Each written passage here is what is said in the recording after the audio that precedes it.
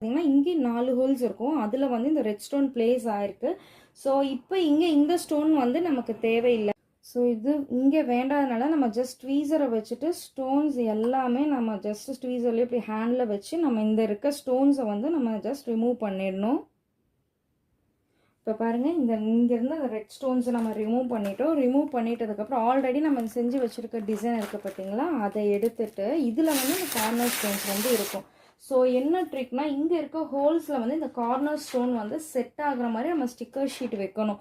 So அப்போ தான் இந்த டிசைன் வந்து பர்ஃபெக்டாக வந்து கரெக்டாக அந்த 2 டிசைனுமே வந்து மேட்சிங்காக வரும். ஸோ அதுக்காக தான் இந்த கார்னரில் ஸ்டோன்ஸ் வந்து நம்ம ப்ளேஸ் பண்ணுறோம்.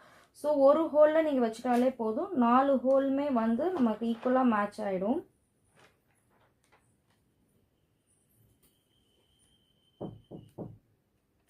ஸோ இந்த மாதிரி பாருங்கள், ஜஸ்ட் இப்போ ஜஸ்ட் நீங்கள் வைக்கிறப்பே வந்து தெரியுது. இங்கே வந்து